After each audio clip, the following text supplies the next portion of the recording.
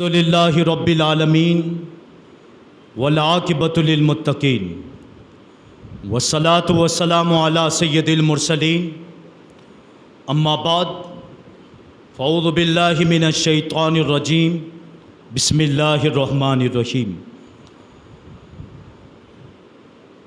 قال اللہ تبارک و تعالی فی القرآن المجید والفرقان الحمید یا ایہا الذین آمنوا توبوا الی اللہ توبۃ نصوحا صدق اللہ المولانا العظیم وصدق رسولہ النبی الامین الکریم ونحن علی ذلک لمن الشاہدین والشاکرین والحمد للہ رب العالمین۔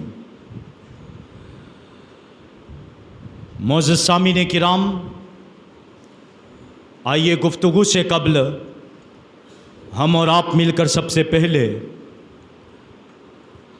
آفتاب ہدا، ماہتاب عطا، در بحر صفا، معدن اتقا، سید الاصفیاء، جلوہ حق نما، عکس نور خدا، صاحب حلتا، احمد مجتبی محمد مصطفیٰ صلی اللہ تعالیٰ علیہ وسلم کی بارگاہ بے کس پناہ میں درود و سلام کا نذیر عقیدت پیش کرنے بآواز بلند پڑھیں صلی اللہ علی النبی امہ والہ صلی اللہ تعالیٰ علیہ وسلم صلاۃ و سلام علیک یا رسول اللہ صلی اللہ تعالیٰ علیہ وسلم۔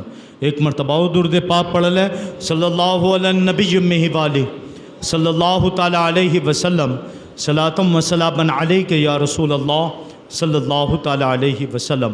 ایک مرتبہ نبی اور آل نبی پر بلند آواز سے درود پاک پڑھ لیں صلی اللہ علی النبی امہ والہ صلی اللہ تعالیٰ علیہ وسلم صلاۃ و سلام علیک یا رسول اللہ صلی اللہ تعالیٰ علیہ وسلم۔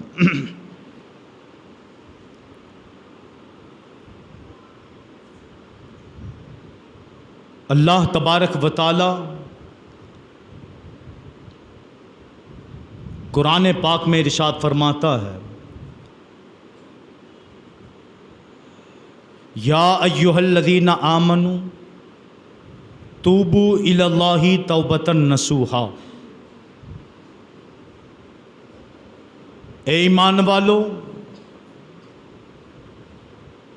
اللہ کی جانب توبہ کرو، سچی توبہ۔ اس آیت کریمہ میں اللہ تبارک و تعالیٰ نے توبہ کا حکم دیا ہے کہ اللہ تبارک و تعالیٰ کی جانب سچی توبہ کی جائے۔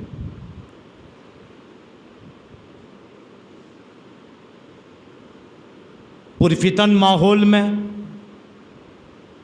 اور موجودہ دور کے اندر معاشرے کے غلط رسومات اور معاشرے کے غلط رواجات اور جو گناہ معاشرے کے نوجوانوں بڑے اکابروں میں پائے جاتے ہیں، اس کی تلافی کے لیے، معافی کے لیے اللہ تبارک و تعالیٰ نے توبہ کا حکم دیا ہے۔ کل تک جو کیا وہ کیا، آج اس کی ندامت کا نام، آنسو بہا کر نہ کرنے کا وعدہ اور آئندہ اس گناہ سے بچنے کا وعدہ اور آئندہ ایسی حرکت نہ کرنے کا وعدہ، یہ سچی توبہ میں شمار ہوتا ہے۔ اب سوال یہ ہے کہ شراب نوشی، نشاور چیزیں، بچوں کی بے تربیتی، معاشرے کے غلط رسومات، معاشرے کے غلط رواجات جس میں ایک نوجوان ملوث ہوئے، اب اس کا تدارک کیا ہے؟ آخر کوئی تو راستہ ہوگا جس راستے سے ہم معافی تلافی کر سکیں۔ تو اسلام نے اور راستے کا نام توبہ رکھا کہ آپ سچے دل سے اللہ تبارک و تعالیٰ کی بارگاہ میں توبہ کریں، رب تبارک و تعالیٰ تمہاری توبہ قبول کرنے والا ہے۔ اور یہ حکم ایک جگہ نہیں ہے، قرآن پاک میں متعدد جگہ بلکہ سینکڑوں جگہ پر موجود ہے کہ اللہ تبارک و تعالیٰ توبہ قبول کرنے والی ذات رب کی ذات ہے۔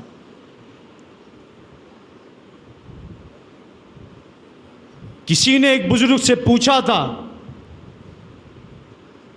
کہ حضرت میں نے گناہ کیا، کیا میری توبہ قبول ہو سکتی ہے؟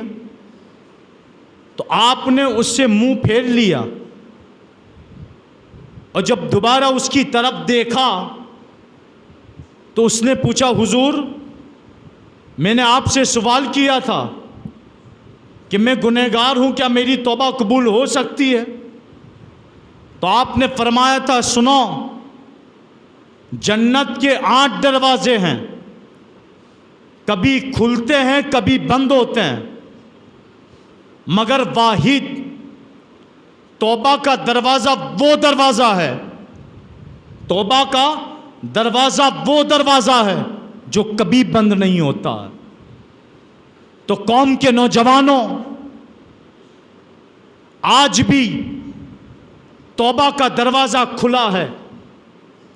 اگر آپ اپنے کیے پہ پشیمان ہو، اپنے گناہوں پر شرمندہ ہو، اور جو کچھ آپ نے کر لیا، آج اسی وقت میلاد کا صدقہ لے کر صدق دل سے اللہ تبارک و تعالیٰ کی بارگاہ میں رو کر عید میلاد کی گھڑیوں میں رب تبارک و تعالیٰ کے سامنے گر گرا کر نمازوں میں سجدوں میں رب تبارک و تعالیٰ کی بارگاہ میں دعا کر کے سچی توبہ کر لیں، کیونکہ رب تبارک و تعالیٰ توبہ قبول کرنے والا ہے۔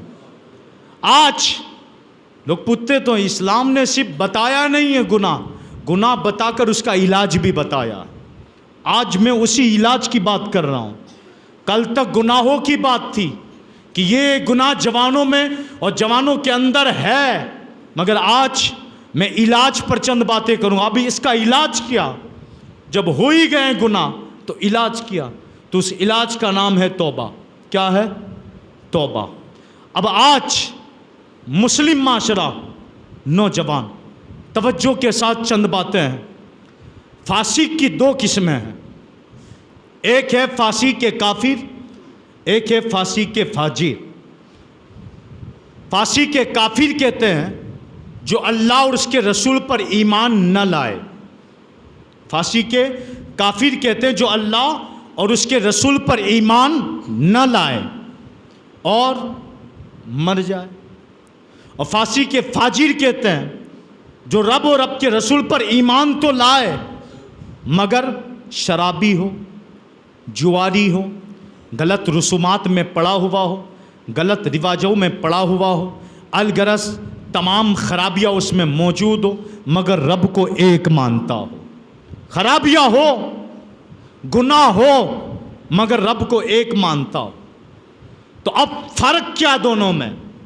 علماء فرماتے ہیں فاسق کے کافر جو رب اور رب کے رسول پر ایمان نہ لائے، اس کا علاج یہ ہے کہ موت سے پہلے پہلے توبہ اور موت سے پہلے پہلے کلمہ شہادت کے بغیر اس کی بخشش ناممکن ہے۔ اسے کلمہ بھی پڑھنا پڑے گا، توبہ بھی کرنی پڑے گی، تب جا کر امید ہے کہ اس کی بخشش ہو۔ مگر رہی بات فاسق کے فاجر کی، تو توبہ سے موت سے پہلے پہلے اگر وہ صرف توبہ کر لے تو اس کی بخشش ممکن ہے، اس کی بخشش ممکن ہے۔ ہم سب رب کو ایک مانتے ہیں، رسول پاک صلی اللہ تعالیٰ علیہ وسلم کے امتی ہیں، مگر گنہگار ہیں۔ ہم میں کوئی شرابی ہے، کوئی جواری ہے، کوئی قسم کے گناہوں میں ملوث ہے، الغرض مسلم سے لے کر آخر تک سب جانتے ہیں کہ ہم کن گناہوں میں ملوث ہیں۔ ہم نے رب تبارک و تعالیٰ جو ہمیں دیکھ رہا ہے اس کے کون سے جرم کیے ہیں، ہر کوئی واقف ہے کہ ہم کن کن گناہوں میں ملوث ہیں، ہر شخص جانتا ہے کہ ہم کن گناہوں کے عادی ہیں، الغرض پتہ سب کو ہے، جانتے سب ہے کہ ہم کن گناہوں میں ملوث ہیں، الغرض ہم فاسق ضرور ہیں مگر فاسق کے فاجر ہیں، ہم رب کو ایک مانتے ہیں، اس رب کی عبادت کرتے ہیں، رسول پاک صلی اللہ تعالیٰ علیہ وسلم کے امتی ہیں۔ تو آپ علماء فرماتے ہیں موت سے پہلے توبہ یہ ہمارا علاج ہے، مگر آج بدقسمتی سے ہم نوجوانوں کو توبہ بھی کی توفیق بھی نصیب نہیں ہوتی۔ ہاتھ اٹھا کر دعا مانگنا، جس دعا کا جو طریقہ اس دعا سے بھی ہماری جوان قوم شرما رہی ہے، ہاتھ اٹھانے میں شرم محسوس ہو رہی ہے۔ اگر ایک امام دعا کر رہا ہے مسجد میں بیٹھ کر تو پیچھے مقتدیان ہاتھ مسل رہے ہیں، یعنی انہیں احساس ہی نہیں ہے کہ دعا کی اہمیت کیا ہے۔ وہ قوم جو امام کے دعا مانگنے پر ہاتھ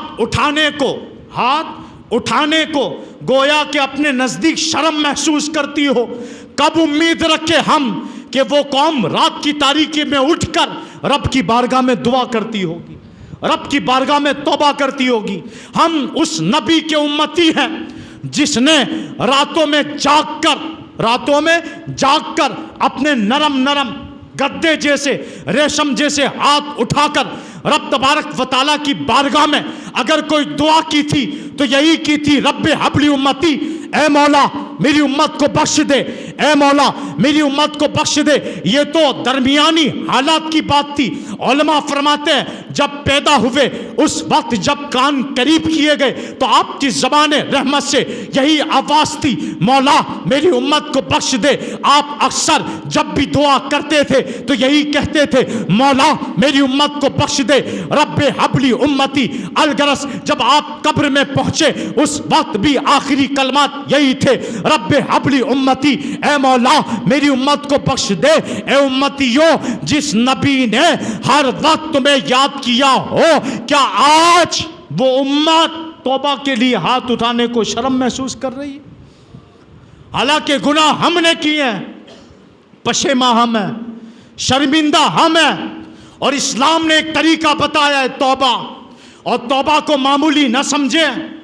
یہ توبہ وہ چیز ہے، بنی اسرائیل کا ایک شخص تھا، وہ اپنے سارے گناہ دفتر میں نوٹ بک میں لکھتا تھا کہ آج میں نے یہ گناہ کیا، آج میں نے یہ گناہ کیا۔ ایک دن جب اس نے دفتر کھولا، وہ نوٹ کھولی کہ میں لکھوں کہ آج میں نے یہ گناہ کیا، تو قرآن پاک کی آیت کریمہ اس پر لکھی ہوئی تھی کہ اللہ وہ ہے جو بدل دیتا ہے ان کے گناہوں کو نیکیوں میں، حسنات، نیکیوں میں تبدیل کر دیتا ہے۔ یبدل اللہ سیئاتہم حسنات، اللہ بدل دیتا ہے ان کے گناہوں کو نیکیوں میں۔ یہ آیت جب پڑھی وہ ہکے کے بکے رہ گئے کہ ہم تو گناہ لکھ رہے ہیں، اور وہ رب ہو کر اپنی رحمت سے کہہ رہا ہے ہم تو وہ ہیں جو گناہوں کو نیکیوں میں تبدیل کر دیتے۔ شرط ہاتھ اٹھا کر تو دیکھیں، رب کی بارگاہ میں توبہ تو مانگیں، اپنی تمام حاجتیں رب کے سامنے پیش تو کریں، وہ توبہ قبول کرنے والا۔ حضور سید عالم صلی اللہ تعالیٰ علیہ وسلم نے ارشاد فرمایا، گناہوں سے توبہ کرنے والا ایسا ہے جیسے اس نے گناہ کیا ہی نہیں ہے۔ مگر سوال ہے، اے میلادیوں، اے میلاد منانے والوں، اے جلوس نکالنے والوں، اے جھنڈے لگانے والوں، اے نبی پاک صلی اللہ تعالیٰ علیہ وسلم کے نام پر مال و متاع لٹانے والوں، اے نبی پاک کے شہدائیوں، اے نبی پاک کے غلاموں، اے نبی پاک کی چہیتی امت، سنو آپ سے مخاطب ہوں، آپ سے کہہ رہا ہوں، مجھ سمت سب آ گئے، کیا آج ہم ہاتھ اٹھا کر رب کی بارگاہ میں توبہ کر رہے ہیں؟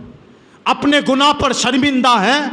اگر یہ شرمندگی آ گئی جس دن، ندامت کے آنسو نکل آئے، تو یاد رکھنا قوم بحال ہو جائے گی، قوم امن پسند ہو جائے گی، قوم سکون میں آ جائے گی، قوم قرار میں آ جائے گی۔ مگر حال یہ ہے کہ ہم گناہ کر رہے ہیں جری ہو کر، گناہ کر رہے ہیں جری ہو کر۔ مثال کے طور پر بار بار سمجھایا گیا نشے کے بارے میں، بار بار سمجھایا جاتا ہے شادیوں کے خرافات کے بارے میں، پھر بھی جان کر بھی یہ گناہ کرنا یہ جری کہلاتا ہے، یہ جری کہلاتا ہے۔ ایک گناہ وہ ہوتا ہے جس کا تعلق خواہشات نفسانی سے ہے، ایک گناہ وہ ہوتا ہے جس کا تعلق تکبر اور خودبینی سے۔ جس گناہ کا تعلق خواہشات نفسانی سے ہے اس کی بخشش ممکن ہے، اس کی بخشش ممکن ہے، اور جس گناہ کا تعلق تکبر و خودبینی سے ہو اس کی بخشش ممکن نہیں ہے، اس کی بخشش ممکن نہیں، کیونکہ شیطان نے تکبر کیا تھا نہیں بخشا گیا، تکبر کیا نہیں بخشا گیا، مگر جس گناہ کا تعلق خواہشات نفسانی سے ہو وہ بخشا جاتا۔ مثال کے طور پر بنی اسرائیل کا ایک شخص تھا، اس نے 20 سال تک گناہ کیے، 20 سال گناہ کیے، اور پھر 20 سال عبادت کی۔ پہلے اس نے 20 سال تک عبادت کی، پھر اس کے بعد وہ گناہوں پر آ گیا۔ جب اس کے گناہ کے 20 سال گزر گئے، ایک مرتبہ اس نے چہرہ دیکھا اپنا آئینے میں، شیشے میں، تو اس کی داڑھی اور سر کے بال سفید ہو چکے تھے۔ تو وہ ہاتھ اٹھا کر دعا کرتا ہے کہ مولا 20 سال تک تیری عبادتوں میں گزارے، 20 سال گناہ ہو گئے، اب میں تیری طرف آنا چاہتا ہوں دوبارہ۔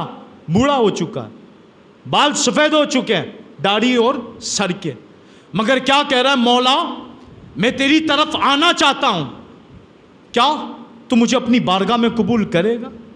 تو ہاتھی پہ غیب سے آواز آئی، یہ رب کی رحمت ہے جو کئی ماؤں سے زیادہ اپنے بندوں پر رحم کرتا ہے۔ وہ کیا کہہ رہا ہے، اے بندے سن، جب تو نے ہم سے محبت کی تو ہم نے تجھ سے محبت کی، جب تو نے ہمیں چھوڑ دیا تو ہم نے تجھے چھوڑ دیا، جب تو نے محبت کی تو ہم نے تجھ سے محبت کی، اور جب تو نے چھوڑ دیا تو ہم نے تجھے چھوڑ دیا۔ اور اب اگر اس حالت میں بھی اس عمر میں تو دوبارہ آنا چاہتا ہے تو ہم تجھے قبول کر لیں گے، ہم تجھے قبول کر لیں گے۔ الغرض رب کی رحمت تو آج بھی آواز دے رہی ہے، اے گنہگارو آ جاؤ، رب کی رحمت میں آ جاؤ، آ جاؤ۔ اے عقیدے کی خرابی میں رہنے والوں تم بھی آ جاؤ، اے عمل کی خرابی میں رہنے والوں تم بھی آ جاؤ، اے نشاور چیزوں میں پڑے رہنے والوں تم بھی آ جاؤ، اے معاشرے کے اندر غلط رسومات میں پڑے ہوئے لوگوں تم بھی آ جاؤ، غلط رواجات میں پڑے ہوئے لوگوں تم بھی آ جاؤ۔ آج بھی توبہ کا دروازہ کھلا ہے، شرط ہے تنہائی میں بیٹھ کر رب کی بارگاہ میں ہاتھ اٹھا کر صدق دل سے رو کر اکابروں کا وسیلہ لے کر، غوث پاک کا، غریب نواز کا، داتا کا، داتا گنج بخش کا، الغرض اکابر اولیاء کا وسیلہ لے کر آج بھی دعا کر، آج بھی اللہ تعالیٰ تیری توبہ قبول کرنے والا۔ مگر آج معاشرے کے کچھ حالات ایسے ہو گئے کہ شرم محسوس ہوتی ہے، شرم، ہاتھ اٹھانے میں، ٹوپی پہننے میں ہم شرم محسوس کر رہے ہیں، ٹوپی پہننے میں بھی ہم شرم محسوس کرتے ہیں کہ ہم کیسے لگیں گے۔ الغرض یہ تو ہمارا شعار ہے، ہماری پہچان ہے، ہماری پہچان ہے۔ مگر اگر ایک بندہ رب کی بارگاہ میں، اپنے رب کی بارگاہ میں ہاتھ اٹھانے میں بھی شرم محسوس کرے گا تو پھر اس سے بڑی ذلت کبھی نہیں ہو سکتی۔ لہٰذا جو گناہ ہو چکے، جو کر چکے، عید میلاد کا 7واں چاند ہے آج، اب ان قریب انشاءاللہ ہم 12ویں تک پہنچنے والے ہیں۔ اس کی صبح شادی کا وقت بڑا بابرکت وقت ہے، یہ لمحات بڑے برکت والے ہیں، توبہ کر لیں، کیونکہ اللہ تعالیٰ اپنے محبوب کے صدقے میں اچھے اچھے کاموں کو بنا دیتا ہے اور بگڑے ہوئے کاموں کو بنا دیتا ہے۔ لہٰذا محبوب آئے اس پاک گھڑیوں کے اندر، کریں نہ کریں کچھ کام، مگر اتنا ضرور کر لیں، کثرت کے ساتھ درود پڑھ کر نبی پاک کا وسیلہ لے کر توبہ کریں اور صدق دل سے عہد کریں، اچھے معاشرے کا حصہ بنیں گے، اچھے جوانوں کا حصہ بنیں گے، اور جو گناہ اب تک ہو چکے انشاءاللہ آئندہ اب ان گناہوں کی طرف دیکھیں گے بھی نہیں۔ یہ طریقہ ہے توبہ کا۔ علماء نے اس کی نشانیاں یہ بتائی کہ سچی توبہ کی نشانی یہ ہے کہ جس گناہ کا عادی تھا اگر وہ گناہ چھوٹ جائے سمجھ لینا رب نے اس کی توبہ قبول کر لی ہے، رب نے اس کی توبہ قبول کر لی ہے۔ لہٰذا اے نشے کی عادیوں، اے جوے کے عادیوں، اے بے نمازیوں، اے شریعت مطہرہ کو پس پش ڈالنے والوں، اے بے عملی کے شکاروں، تمام کے تمام، اے معاشرے کو بگاڑنے والوں، اے بد عقیدیوں کی گندگیوں میں پڑے رہنے والوں، سب کو دعوت فکر عید میلاد کے 7ویں چاند میں آؤ، میرا رب بڑا کریم ہے، بڑا رحیم ہے، اس کی بارگاہ میں توبہ کرو۔ اور وہ تو وہ رب ہے جب ایک بندے نے، ایک بندہ تھا، اس کی ایک عادت تھی، توبہ کرتا پھر گناہ کرتا تھا، توبہ کرتا پھر گناہ کرتا، جیسے آج کل ہمارے حالات ہیں، توبہ کرتا پھر گناہ کرتا تھا۔ حضرت موسیٰ علیہ السلام پر وحی آئی، اے موسیٰ اس بندے سے کہہ دو ہم تجھ سے ناراض ہیں، اس سے کہہ دو ہم تجھ سے ناراض ہیں۔ موسیٰ علیہ السلام نے اس بندے کو تلاش کیا، پکڑا اس کو اور آ کر کہا اے بندے سن، رب نے حکم دیا ہے کہ رب تبارک و تعالیٰ تجھ سے ناراض ہے۔ تو وہ بندہ سمجھ گیا کہ رب مجھ سے کیوں ناراض ہے۔ وہ رات کے وقت اٹھا اپنے گھر سے، بیابانوں کے اندر جنگلوں میں چلا گیا، اور جنگل میں جانے کے بعد اس نے دونوں ہاتھ اٹھائے رب کی بارگاہ میں، اور اس نے اتنا کہا تھا، مولا، یہ جملہ ہے، اے مولا کیا تیری بخشش جاتی رہی یا میرے گناہ نے تجھے دکھ دے دیا؟ کیا جملے تھے؟ تیری بخشش جاتی رہی یا میرے گناہ نے تجھے دکھ دے دیا؟ کیا تیری رحمت پر میرا گناہ غالب آ گیا؟ اے مولا اگر تو نے اپنے بندے کو اپنی رحمت سے دور کر دیا تو پھر وہ جائے گا کہاں سے؟ جائے گا کہاں؟ کس بارگاہ میں جائے گا؟ اگر تو نے اپنی بارگاہ سے دور کر دیا تو کہاں جائے گا؟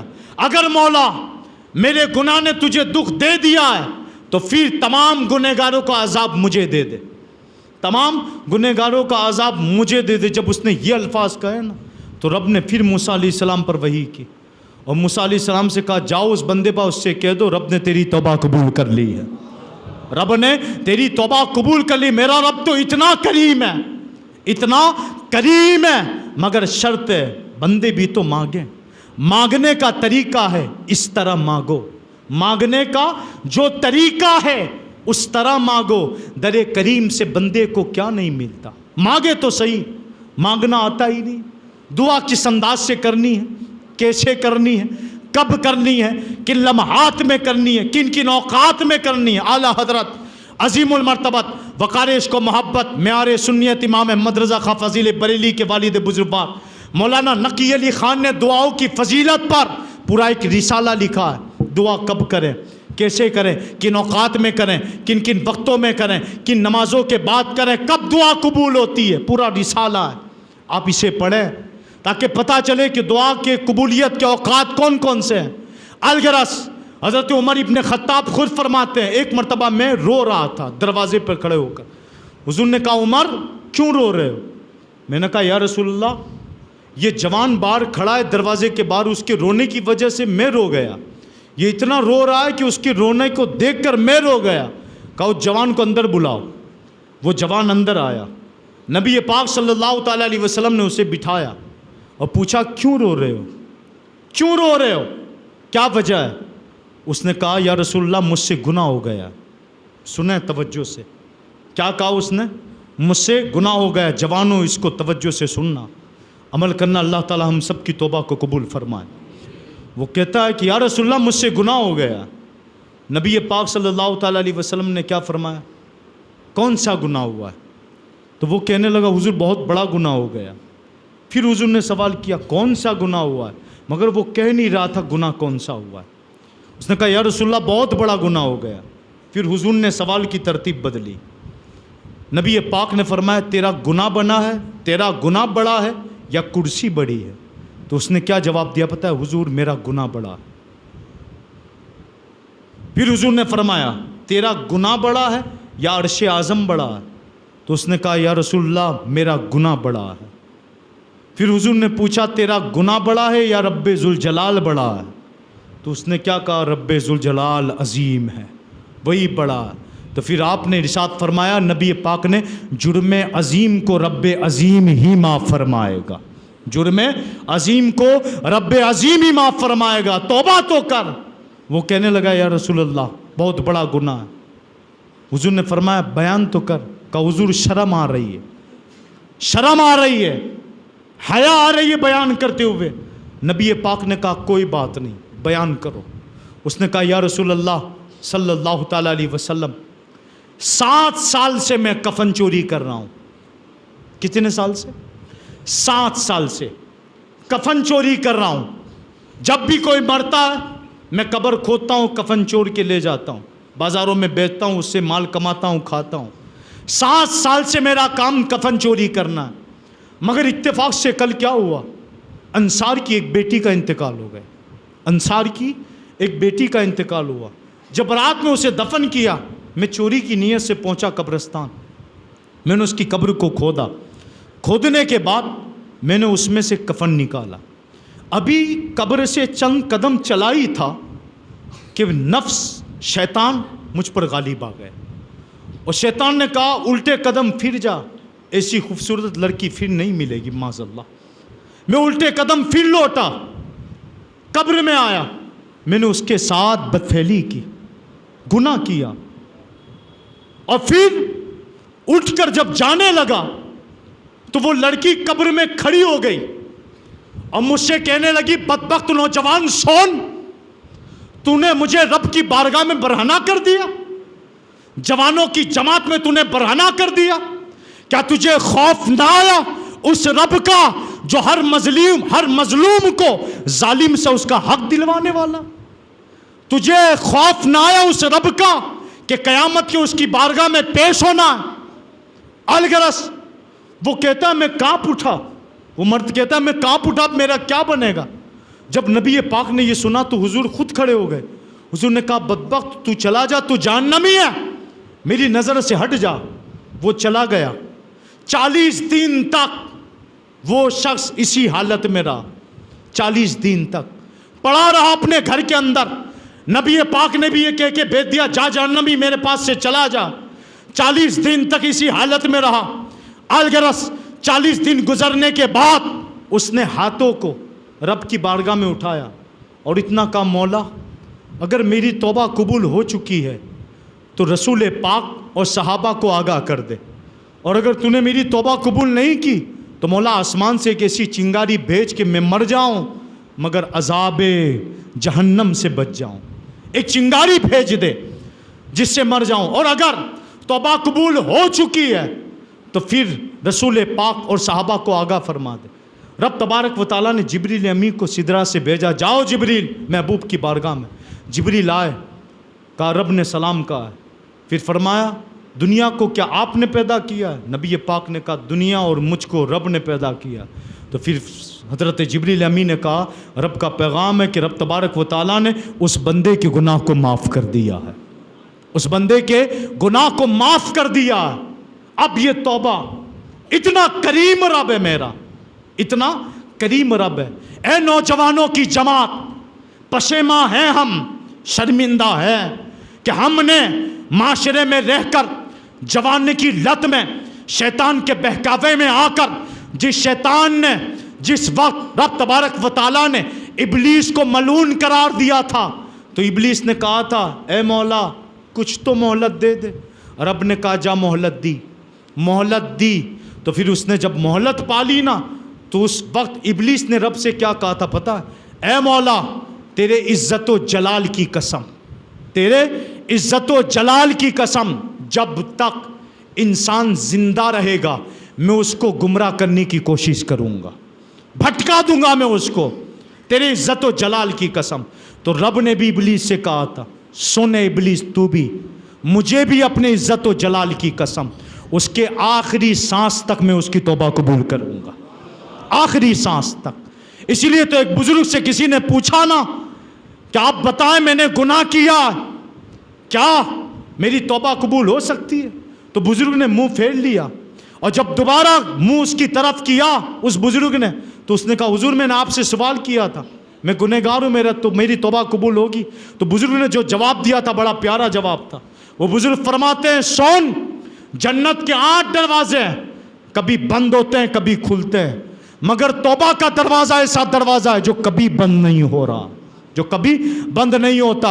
لہٰذا نبی پاک صلی اللہ تعالیٰ علیہ وسلم نے، اس نبی پر ہم قربان جائیں، عشق، جان، مال، اولاد سب قربان، آخری دم تک اپنے قیامت تک آنے والے امتیوں کو پیغام دے دیا، اپنے گنہگار امتیوں کو پیغام دے دیا، اے میرے گنہگار امتیوں سنو، توبہ کے دروازے کے بند ہونے کی آخری نشانی بھی میں بتا کر جا رہا ہوں، آخری نشانی بھی بتا کر جا رہا ہوں۔ صحابہ سے کہا تھا صحابہ سنو، آج سورج کہاں سے نکلتا ہے؟ کہا یہاں سے۔ ڈوبتا کہاں سے؟ کہا وہاں۔ جس وقت سورج جہاں ڈوبتا ہے وہاں سے نکلنا شروع ہو جائے تو سمجھ لینا توبہ کا دروازہ بند ہو چکا ہے۔ مگر آج بھی سورج وہاں سے نکل رہا ہے جہاں سے نکلتا تھا، وہی ڈوبتا ہے جہاں ڈوب رہا ہے، لہٰذا آج بھی توبہ کا دروازہ کھلا۔ اے جوانوں کی جماعت اٹھو، رب کی بارگاہ میں توبہ کرو، اور یہ مقدس ایام میلاد کے، نبی پاک کی ولادت کے، اس میں تہجد کے وقت اٹھ کر، خاص کر صبح صادق کے وقت گر گراؤ نبی پاک کی بارگاہ میں چہرہ کر کے، کیونکہ قرآن کی آیت ہے، اے محبوب جب یہ اپنی جانوں پر ظلم کر بیٹھے، جب یہ ظلم کر بیٹھے اور آپ کے پاس آ کر توبہ کرے، آپ اگر ان کی توبہ قبول کر لو تو ہم بھی توبہ قبول کرنے والے پائیں گے، ہے نا۔ اب نبی پاک صلی اللہ تعالیٰ علیہ وسلم کی بارگاہ دنیا میں وسیلہ عظمیٰ، اور یہ جو ایام چل رہے تھے میلاد کے، نبی پاک صلی اللہ تعالیٰ علیہ وسلم کی ولادت کے ایام، مولود کے ایام، اور عنقریب ہم میلاد کی طرف پہنچیں گے 12 چاند میں، جس کی صبح صادق عظیم گھڑی جس میں دعائیں قبول ہوتی ہے۔ اے جوانوں کی جماعت، اسلام صرف بولتا نہیں ہے، اس کا طریقہ بھی سکھاتا۔ اگر گناہ ہو چکے ہیں، آپ اپنے گناہوں پر شرمندہ ہو، توبہ کریں، اچھا معاشرہ بنائیں، معاشرے کے اندر سے غلط رسومات دور کریں، غلط رواجات دور کریں۔ اب نمبر طریقہ دوسرا طریقہ یہ ہے کہ لذت، خواہشات، گناہ سیرے سے ختم ہی کیسے ہوں۔ علماء نے، اور قرآن کی آیت ہے، قرآن پاک کی آیت کریمہ ہے جس کا مفہوم ہے کہ موت کی یاد لذتوں کو توڑ دیتی ہے، موت کی یاد لذت کو توڑ دیتی ہے، اور اس امت کا نوجوان اور اس امت کے اکثریت موت کو بھلا بیٹھی ہے۔ ہمیں پتہ ہی نہیں ہے کہ مرنا، جانا ایک دن یہاں سے۔ حضرت عمر ابن عبدالعزیز رضی اللہ تعالیٰ عنہ، انہوں نے ایک عالم ربانی آپ کی بارگاہ میں بیٹھے تھے، آپ کی بارگاہ میں ایک عالم ربانی بیٹھے ہوئے تھے۔ حضرت عمر بن عبدالعزیز کی نگاہ ان پہ پڑی۔ عمر بن عبدالعزیز کیا کہتے ہیں پتہ ہے؟ علیم صاحب مجھے کچھ نصیحت کریں، آپ کچھ سمجھائیں، نصیحت کریں جس سے دل میں خوف اور بڑھے۔ اس عالم ربانی نے 2 جملوں میں بات ختم کی تھی، 2 جملوں میں، بات کم تھی مگر بہت زیادہ کچھ کہہ گئے تھے۔ عالم ربانی عمر بن عبدالعزیز سے کیا کہہ رہے ہیں؟ آپ خلیفہ ہو کے بھی موت سے نہیں بچ سکتے۔ کیا کہا تھا؟ آپ خلیفہ ہو کے بھی موت سے نہیں بچ سکتے۔ آپ کے باپ داداؤں میں حضرت آدم سے لے کر اب تک سب مر گئے، اب آپ کی باری ہے۔ اتنا کہہ کر عالم ربانی چپ ہو گئے۔ حضرت عمر بن عبدالعزیز اتنا سن کر ڈھارے مار کے رونے لگے۔ مگر کیا اس امت کے نوجوانوں کو معلوم نہیں ہے کہ ہمیں مرنا ہے؟ نبی پاک صلی اللہ تعالیٰ علیہ وسلم نے ارشاد فرمایا کہ موت کی یاد گناہوں کے لذت کو توڑ دیتی ہے۔ حضرت عائشہ صدیقہ طیبہ طاہرہ فرماتی ہے، میں نے پوچھا یا رسول اللہ کیا کسی کو شہیدوں کا مقام ملے گا؟ کیا کسی کو شہیدوں کا مقام ملے گا قیامت کے دن؟ نبی پاک نے ارشاد فرمایا ہاں ملے گا۔ کہا کس کو یا رسول اللہ، کسے ملے گا شہیدوں کا مقام؟ نبی پاک صلی اللہ تعالیٰ علیہ وسلم نے ارشاد فرمایا جو دین میں 20 مرتبہ موت کو یاد کرے گا کل بروز قیامت اسے شہیدوں کا مقام ملے گا۔ حالانکہ جنگ میں نہیں جائے گا، تلوار نہیں پکڑے گا، سواری پر سوار نہیں ہوگا، میدان کبھی دیکھا بھی نہیں ہوگا، مگر موت کو کثرت سے یاد کرنے والا شہیدوں کے مقام کے برابر اٹھایا جائے گا۔ مگر آج یہ قوم موت کو بلا بیٹھی، یاد ہی نہیں ہے۔ جسے کورونا ابھی ہمارے نزدیک سے گیا، اس وقت سوشل میڈیا پر جب موت کی خبریں پھیلتی تھی نا کہ اتنے انتقال ہوئے، سب ڈرے ہوئے تھے، سب ڈرے ہوئے تھے اور سب پریشان تھے کہ کیا ہوگا، حالت کہاں تک جائیں گے۔ اس وقت چند لمحات کے لیے رب اور رب کے رسول یاد آ گئے، مگر جیسے ہی حالات نارمل ہوئے، دکانیں کھلنے لگی، بازار کھلنے لگے، بزنس کھلنے لگے، پھر کیا ہوا؟ پھر وہی حالات پر ہم آ کر کھڑے ہو گئے، پھر گناہوں کی طرف ملوث ہو گئے۔ اے جوانوں، اے دنیا کے لوگوں، یہ گویا کہ عبرت جو ہم سے پہلے چلے گئے اور جو ان بیماریوں میں ملوث ہو کر جن کا انتقال ہو گیا، وہ بچنے والوں کے لیے عبرت ہے، بچنے والوں کے لیے عبرت ہے، اور جھنجھوڑ کر کہہ رہے ہیں کہ کل ہم گئے، آج تمہاری باری ہے، وقت آئے گا اٹھا کر لے جائیں گے۔ سوال یہ ہے کہ قبر کی کیا تیاری کی، قیامت کی کیا تیاری کی؟ اے نوجوانوں، اپنی جوانی کو بربادیوں میں نہ گزارو، رب تبارک و تعالیٰ کی بارگاہ میں توبہ کرو، سچی توبہ، اور آ جاؤ جس مقصد کے خاطر تمہیں پیدا کیا ہے، اس مقصد پر دوبارہ آئیں اور توبہ کریں، کیونکہ بغیر مقصد کی زندگی اچھی نہیں ہوا کرتی۔ حضرت عیسیٰ علیہ الصلوۃ والسلام جب موت کا بیان کھڑے ہو کر کرتے تھے نا، موت کا بیان، حضرت عیسیٰ علیہ الصلوۃ والسلام کے سینے سے خون نکلتا تھا، خون جاری ہو جاتا تھا، اور اس کو ٹھنڈا کرنے کے لیے کبھی کبھی رحمت کا بیان کرنا پڑتا تھا، تب جا کے وہ خون کے آنسو بند ہوتے تھے۔ حضرت داؤد علیہ الصلوۃ والسلام جب بھی موت و قیامت کا بیان کرتے تھے نا، حیرت ہوتی تھی کہ آپ کا پورا جسم کانپنے لگتا تھا، کانپتا تھا آپ کا جسم، اور رونگتے کھڑے ہو جاتے تھے۔ آپ کو ٹھنڈا کرنے کے لیے رب تبارک و تعالیٰ کی رحمت کے چند واقعات بیان کیے جاتے تھے، تب جا کر آپ کا جسم ٹھہرتا تھا۔ مگر آج اتنی ساری نصیحتوں کو دیکھ کر، عبرتوں کو دیکھ کر، ہم لوگ آج بھی عبرت حاصل نہیں کر رہے ہیں۔ اے جوانوں، آؤ اور موت کو یاد کرو۔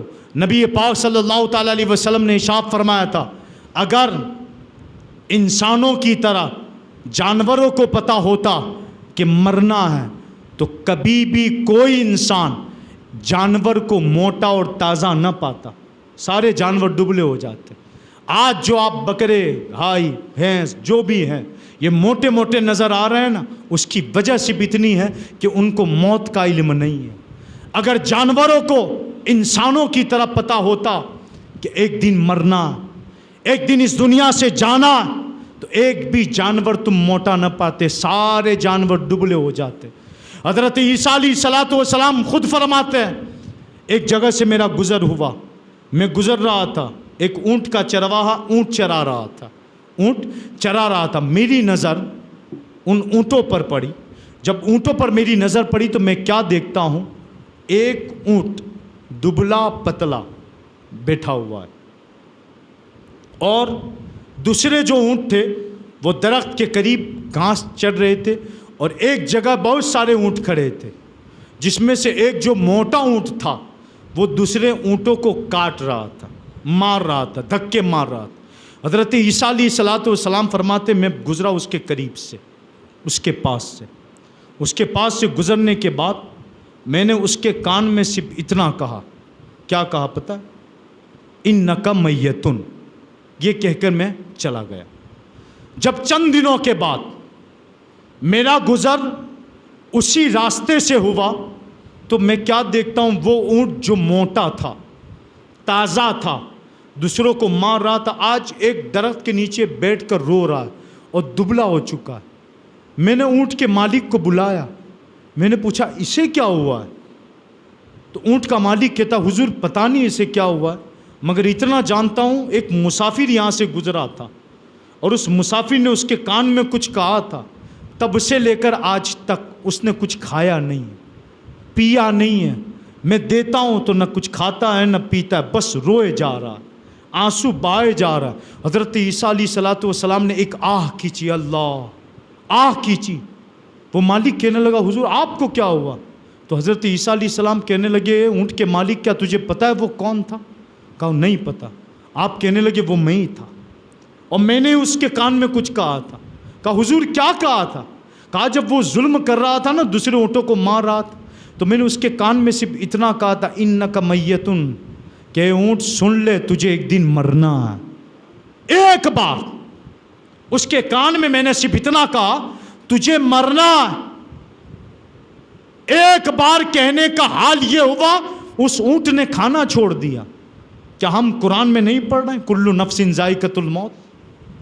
ہر نفس کو موت کا مزہ چکھنا ہے، مگر اس کے باوجود آج انسان غفلتوں کی نیند سو رہا۔ موت کی یاد لذات کو توڑ دیتی ہے۔ اگر آج ایک نوجوان تکبر والے انداز میں گناہ کر رہا ہے، چاہے وہ بدعملی کا گناہ ہو یا بدعقیدگی کا ہو، بدعقیدگی کا ہو، دونوں سن لیں کہ نبی پاک صلی اللہ تعالیٰ علیہ وسلم کا جو یہ ارشاد گرامی ہے کہ توبہ کرنے والا ایسا ہے کہ گویا کہ اس نے توبہ کیا ہی نہیں ہے، اور موت کی یاد لذات کو توڑ دیتی ہے۔ تو اے جوانوں، کبھی کبھی جب بھی آپ کا دل کرے نشہ کرنا ہے، ایک بار سوچ لینا مرنا۔ جب آپ کا دل کرے بستروں پر، نرم نرم بستروں پر، کہ آج فلمیں ڈرامے دیکھ لیں موبائلوں کے اندر، غلط تصویریں دیکھ لیں، تو پلنگ پر بستروں پر سونے سے پہلے اتنا تصور کر لینا اگر دیوار گر گئی میں مر گیا کیا بنے گا۔ یہ تصور آپ کے گناہوں کو روک دے گا۔ اور اگر عید وار تہوار پر، خوشی کے موقع پر آپ گناہوں کے اڈے پر جا رہے ہیں، تو قدم اٹھانے سے پہلے، فلم دیکھنے سے پہلے، آنکھوں کو فلم گاہ کی طرف لے جانے سے پہلے، قدموں سے فلم گاہ کی طرف چلنے سے پہلے، ہاتھ سے رشوت، سود، یہ سود کھانے سے پہلے ہاتھ سے صرف اتنا کہنا اے ہاتھ ایک دن مرنا۔ سوچ لے کیا کرنا ہے، رشوت و سود لینا یا چھوڑ دینا۔ ایک قدم سون، ایک دن مرنا ہے۔ بول اب تو کہ چل کے گناہ کی طرف جانا یا نیکی کی طرف جانا۔ اے آنکھ سن لے تو بھی مرنا ایک دن۔ اب تو بتا قرآن دیکھنا یا فلمیں دیکھنی ہے۔ اب تو ہی فیصلہ کرنا کیا ہے۔ ان اعضاء کو جھنجھوڑیں آپ۔ جب اعضاء کو جھنجھوڑو گے اور اعضاء سے مخاطب ہو کے یہ بات کرو گے کہ تجھے مرنا، تو یہ اعضاء خود کہیں کہ تب آ نیکی کی طرف۔ اعضاء کانپیں گے، لرزیں گے۔ ایک بزرگ تو وہ تھے جنہوں نے اپنے گھر کے اندر قبر بنائی تھی۔ کیا کرتے تھے؟ نماز پڑھ کے قبر میں سو جاتے تھے، قبر میں سو جاتے تھے۔ بزرگ کے چاہنے والے کہ حضور آپ یہ کیا کر رہے ہیں، گھر کی چار دیواری میں آپ نے قبر بنا رکھی، سو جاتے ہو۔ آپ نے کیا فرمایا پتہ؟ ایک لمحہ بھی اگر میں موت سے غافل رہتا ہوں نا تو گناہ کا تصور آ جاتا ہے، اس لیے جب بھی فارغ ہوتا ہوں قبر میں سو کر قبر کو یاد کرتا ہوں۔ آج اتنے غافل ہیں، لہذا اسلام نے صرف بات نہیں کی، طریقہ بھی بتایا۔ تو سب سے بڑا طریقہ گناہوں سے پاک ہونے کا توبہ، صدق دل سے۔ اور ایسے ایام بار بار نہیں آتے، اور الحمدللہ یہ تو اس محبوب کے ایام چل رہے ہیں جو شفاعت بھی کرنے والے ہیں۔ کیا کرنے والے ہیں؟ شفاعت۔ الحمدللہ ہمارا عقیدہ ہے۔ نبی پاک صلی اللہ تعالیٰ علیہ وسلم نے ارشاد فرمایا کہ میری شفاعت بڑے بڑے پاپیوں کے لیے ہوگی، متقیوں کے لیے نہیں ہے، پاپیوں کے لیے، جو گناہوں میں لتھے ہوئے ہوں گے ان کے لیے میری شفاعت ہے۔ اور شفاعت کیا ہے؟ شفاعت معافی۔ شفاعت معافی کو کہتے ہیں۔ جس وقت ہر کوئی نفسا نفسی کے عالم میں ہوگا، حضرت آدم سے لے کر عیسیٰ تک اذهبوا الی غیری کہہ کے سب کے سب نبی پاک صلی اللہ تعالیٰ علیہ وسلم کی طرف بھیجیں گے۔ یہ وہ منظر ہوگا جب سب ایک دوسرے کی تلاش میں ہوں گے۔ اس وقت محبوب کے لب پر انا لہا ہوگا، محبوب کے لب پر انا لہا ہوگا۔ اور جب امت نبی پاک کو دیکھے گی انا لہا کہہ کر وہ محبوب آ رہے ہیں، وہ محبوب آ رہے ہیں، تمام کے تمام خوشی کے مارے پاگل ہو جائیں گے اور خوش ہو جائیں گے کہ محبوب آ گئے، محبوب آ گئے۔ لہٰذا ہم تو وہ امت ہیں جس محبوب کو مقام محمود دیا گیا، مقام محمود عطا کیا گیا، اور اسی مقام محمود کے بارے میں حضور سے پوچھا گیا یا رسول اللہ مقام محمود کیا ہے؟ تو حضور نے ارشاد فرمایا ہوا شفاعت، وہ شفاعت کا مقام ہے کہ اللہ تبارک و تعالیٰ مجھے جب مقام محمود پر فائز فرمائے گا، مطلب شفاعت کا مقام دے گا، اور جس وقت نبی پاک صلی اللہ تعالیٰ علیہ وسلم شفاعت کی اجازت دے دیں گے نا، تو قرآن شفاعت کرے گا، روزہ شفاعت کرے گا، قاری شفاعت کریں گے، حافظ شفاعت کریں گے، عالم شفاعت کریں گے، کعبہ شفاعت کرے گا، حجر اسود شفاعت کرے گا، جن کو آپ نے پانی دیا ہے وضو کے لیے وہ شفاعت کرے گا، یہ سارے کے سارے شفاعت کریں گے، کھول دیں گے دروازہ شفاعت کا۔ مگر اے امتیو، شفاعت سے پہلے اپنا چہرہ، اپنا حلیہ، اپنی سیرت اتنی تو اچھی بنا لیں کہ نبی پاک صلی اللہ تعالیٰ علیہ وسلم قبر میں چہرہ نہ پھیریں، چہرہ نہ پھیریں، دیکھے تو یہ کہے یہ میرا عاشق آ رہا، یہ میرا عاشق آ رہا۔ اور شفاعت الحمدللہ وہ عقیدہ ہے، وہ عقیدہ ہے اعلیٰ حضرت عظیم المرتبت وقار عشق و محبت معیار سنیت نے جو اشعار کہیں وہ پڑھنے کے لائق و سننے کے لائق بھی ہے۔ انشاءاللہ جم کے پڑھتے ہیں چند اشعار، جم کے پڑھتے چند اشعار اعلیٰ حضرت اس عقیدے کے بارے میں، تاکہ دنیا جان لے، دنیا جان لے کہ ہم شفاعت والے ہیں، ہم شفاعت والے ہیں۔ اعلیٰ حضرت دونوں ہاتھ اٹھا کر تاکہ پتہ چلے ہمارا عقیدہ اس معاملے میں کیا ہے۔ مرحبا مرحبا مرحبا مکی مدنی، مرحبا مرحبا مکی مدنی، کیا ہی ذوق افزا شفاعت ہے تمہاری،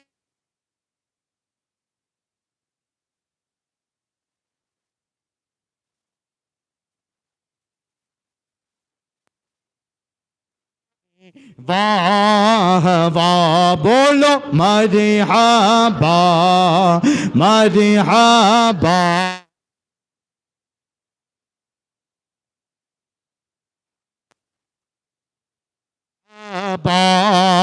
مرحبا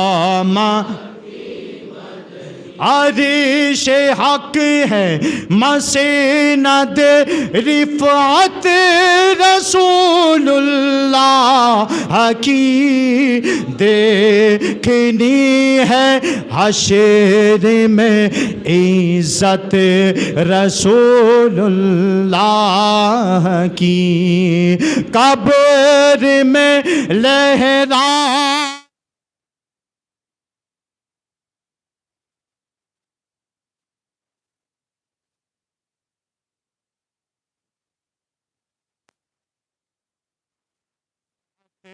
رسول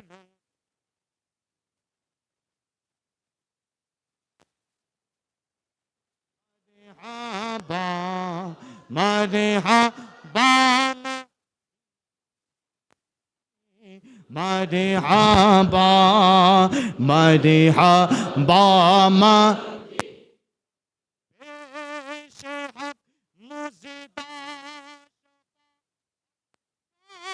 سناتے جائیں گے آپ روتے جائیں گے، ہم کو ہنساتے جائیں گے، خاک افتا دو بسن کے آنے ہی کی دیر ہے، خود وہ گر کے سجدے میں ہم کو اٹھاتے جائیں گے۔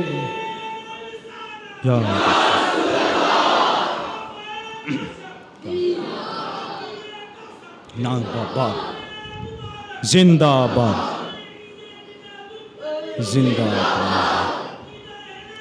زندہ باد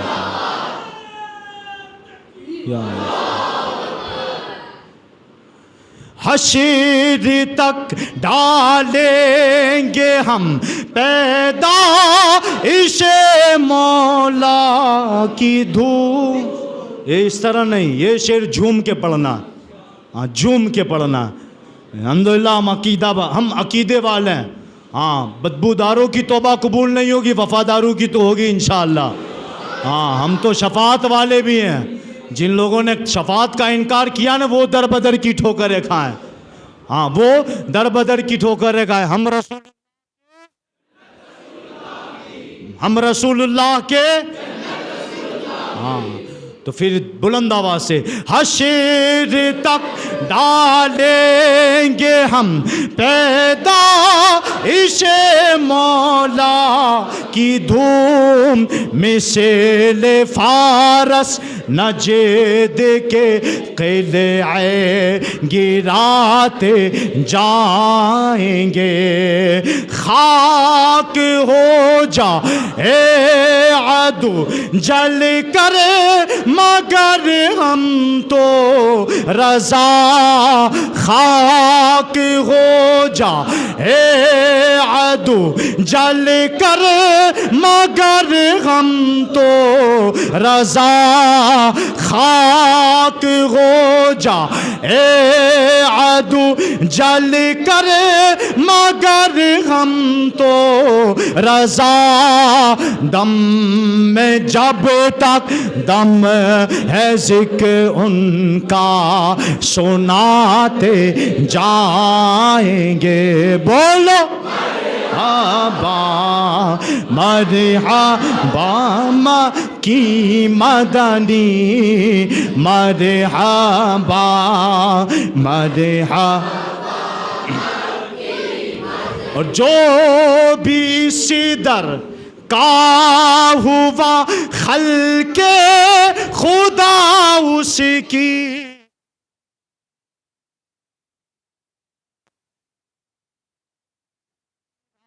اللہ اس سے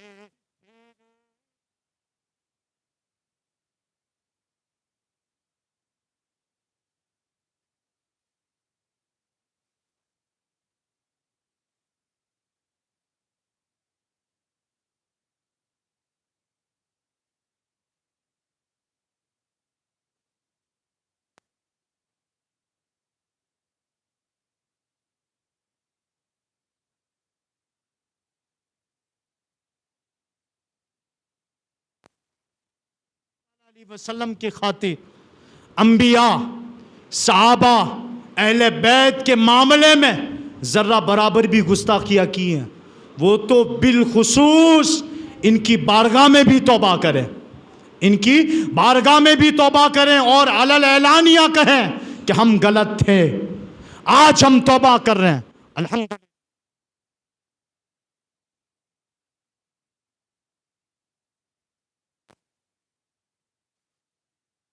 اور اس پر فخر ہے، ہمیں اس پر فخر ہے. آج کل ہوا کیا ہے، لوگ جماعتوں پر فخر کرتے ہیں، ہے نا، جماعتوں پر فخر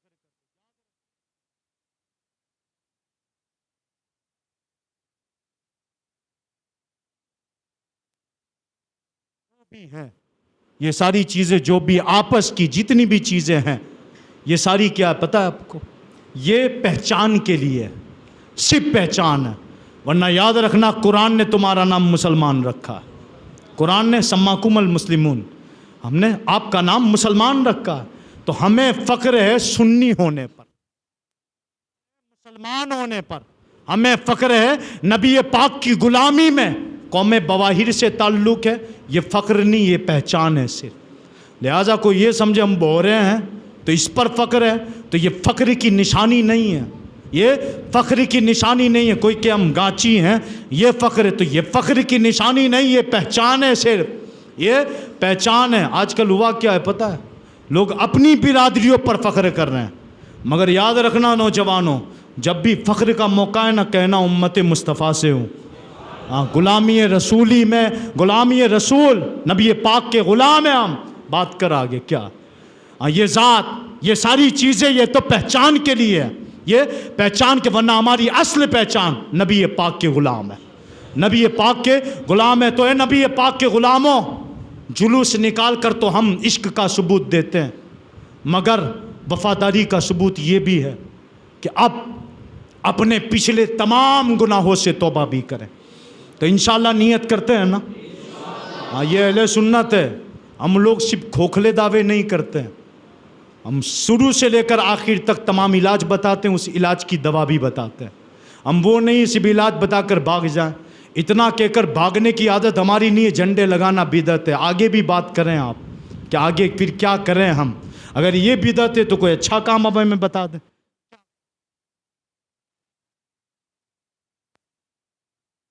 बातें के भागती नहीं है। नौजवानों, इस पर ज़रा गौर करें, इस पर गौर करें। दूसरी जमातों ने सिर्फ आपको फरेब में डाला है, धोखों में डाला है और आपको ऐसे शिकंजों में खींचा है कि आप हैरान हो गए कि जाएं तो कहाँ जाएं। आपको फिक्र करने की ज़रूरत नहीं, तमाम गंदगियाँ दिल से निकालें, सिर्फ एक अहद करें, एक वादा करें, जहाँ नबी पाक का इश्क नज़र आए समझ जाएं यही अहले सुन्नत व जमात है। जहाँ इसके सहाबा नज़र आए समझ जाएं ये हक वाली जमात है। जहाँ आप देख लो यहाँ सहाबा की इज़्ज़त, ताबईन की इज़्ज़त, तबे ताबईन की इज़्ज़त, अहले बैत की इज़्ज़त, अंबिया की इज़्ज़त, नबी पाक की शान बयान हो रही है, यहाँ किसी की तनकीस है ही नहीं। समझ जाओ यही हक वाली जमात है। क्योंकि हम तनकीस बयान करने नहीं आए, हम बुलंदियाँ बयान करने आए, हम शान बयान करने आए। तो अल्हम्दुलिल्लाह ईद मिलादुन नबी ये वो शान वाली ईद है जिस पर नबी पाक सल्लल्लाहु ताला अलैहि वसल्लम की शान बयान कर जाती है। और उसी प्यारे नबी ने इरशाद फरमाया था कि गुनाहों से तौबा करने वाला ऐसा है जैसे उसने गुनाह किया ही नहीं। लिहाजा नौजवानों की जमात सुने, हमसे पहले बहुत सारे लोग चले गए, कब्रों में गए, आज भी हम कब्रस्तान जाते हैं, इनकी कब्रों की ज़ियारत करते हैं। मामूलात अहले सुन्नत में कब्रों की ज़ियारत भी है। हम तो वो लोग हैं कि हर जुमेरात में भी कब्रस्तान जाके इसाले सवाब करते हैं। और इस बारे में फ़तवा रज़विया के अंदर पूरा फ़तवा भी मौजूद है।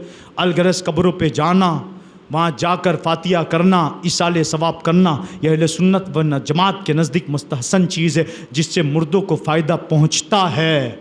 क्या होता है? पहुँचता है। और अल्हम्दुलिल्लाह हम पहुँचाते रहेंगे। और रूह घर आती है। आला हज़रत ने लिखा है पीर के दिन एक पीर की कैद लगाइए, लगभग एक जुमेरात या जुमा की कैद लगाइए कि उस दिन रूह घर आती है। और जब उस रूह को इसाले सवाब नहीं किया जाता ना तो नाराज़ होकर चले जाती है।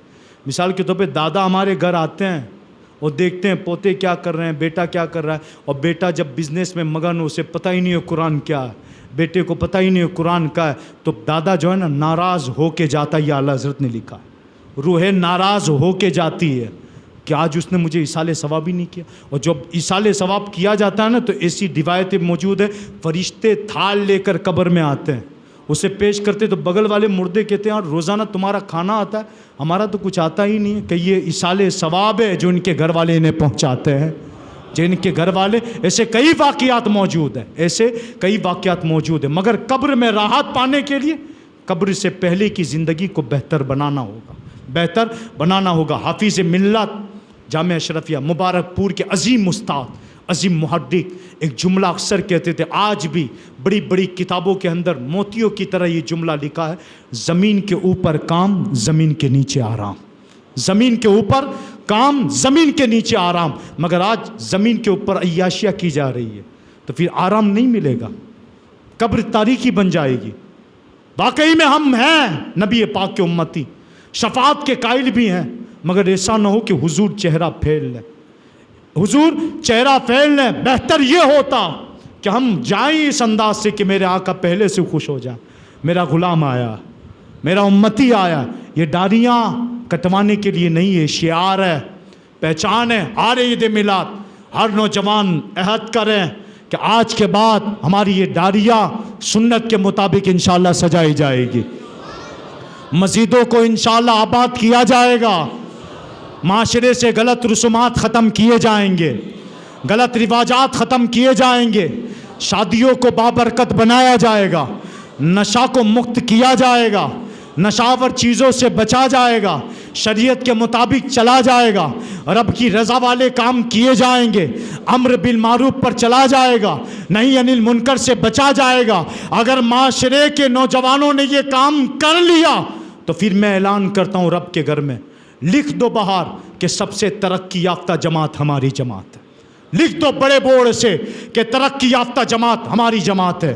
اور اگر معاشرے کے نوجوان آج بھی کلبوں کے شوقین ہیں، بازاروں کے شوقین ہیں، تو پھر یہ قوم کبھی ترقی نہیں کر سکتی، یہ قوم کبھی ترقی نہیں کر سکتی۔ لہٰذا جتنے آئے ہیں یہ میرا پیغام آگے تک پہنچا دے کہ آج بھی توبہ کا دروازہ کھلا ہے، آج بھی توبہ کا دروازہ کھلا ہے۔ لہٰذا اللہ تبارک و تعالیٰ سے صدق دل سے توبہ کریں۔ اب توبہ کیسے کرنی ہے؟ جسے ہم اپنے پیر و مرشد کے ہاتھ میں ہاتھ دے کر کرتے ہیں نا، ہاتھ میں ہاتھ دے کر کرتے ہیں۔ آج آپ بھی میرے ساتھ چند لفظ بولیں تاکہ اللہ تعالیٰ میری ہم سب کی توبہ کو قبول و مقبول فرما دے۔ نبی پاک کے صدقے میں اے اللہ اپنے محبوب حضور سید عالم صلی اللہ تعالیٰ علیہ وسلم کے صدقے طفیل اے اللہ ہمارے ظاہری باطینی وہ گناہ جو چھپ کے کیے ہیں، وہ گناہ جو گھر میں رہ کے کیے ہیں، وہ گناہ جو بازاروں میں کیے ہیں، وہ گناہ مولا جو جان بوجھ کر کیے ہیں، جو جان کر کیے ہیں، الہ العالمین ان تمام گناہوں سے توبہ کرتے ہیں۔ اے اللہ ہماری توبہ کو قبول فرما۔ نبی پاک کے صدقے میں اے اللہ ہمیں توبہ کی توفیق نصیب فرما، نیکی کے کام کرنے کی توفیق نصیب فرما۔ اے اللہ والدین کا فرما بردار بنا، سچا پکا مسلمان بنا، عاشق رسول بنا، بد مذہبوں کی صحبتوں سے بچا مولا، بد عقیدیوں کی صحبت سے بچا۔ الہ العالمین جوانوں کی پیشانیوں کو سجدوں کی تڑپ نصیب فرما، زبانوں کو تلاوت قرآن کا شوق دے دے، آنکھوں میں حیا نصیب فرما۔ الہ العالمین ہاتھ کو رشوت و سود سے بچا لے، قدم کو گناہوں سے بچا لے۔ مولا ہمارے دلوں کو تیری طاعت کی طرف پھیر دے، تیری عبادت کی عادی بنا دے۔ مولا دلوں کے زنگ دور فرما۔ مولا عید میلاد کا واسطہ، میلاد النبی کا واسطہ، نبی پاک صلی اللہ تعالیٰ علیہ وسلم کی ولادت کا واسطہ۔ اے اللہ ہمیں دعا مانگنا بھی نہیں آتا، مگر مولا امید ہے نبی پاک کے صدقے میں حضور صلی اللہ تعالیٰ علیہ وسلم کی ولادت کا صدقہ دے رہے۔ مولا حضور صلی اللہ تعالیٰ علیہ وسلم کے صدقے میں ہماری توبہ کو قبول فرما، ہماری توبہ کو قبول فرما، نیک کام کرنے کی توفیق دے دے۔ بس اسی انداز سے آپ ہر لمحہ دعا کرتے رہے، انشاءاللہ عز و جل میرا رب توبہ قبول کرنے والا ہے۔ قرآن میں ارشاد فرماتا ہے یا ایھا الذین آمنوا توبوا الی اللہ توبۃ نصوحا، اے ایمان والو توبہ کرو اللہ کی جانب سچی توبہ۔ اللہ تعالی ہم سب کو سچی توبہ نصیب فرمائے۔ کل کا میرا ٹاپک ہے موضوع اسلام اور عقائد و معاملات۔ اب اسلامی عقائد کیا ہے، معمولات کیا ہے، اب اس میں انشاءاللہ چند باتیں وہ بھی سمجھائی جائے گی کہ اہل سنت و جماعت کی پہچان کیا ہے، اسلامک پہچان کیا ہے، اہل سنت و جماعت کی پہچان کیا ہے۔ ان تمام اہم موضوعات پر انشاءاللہ کل خطاب ہوگا۔ السلام علیکم ورحمۃ اللہ وبرکاتہ۔ نبی سلام علیکہ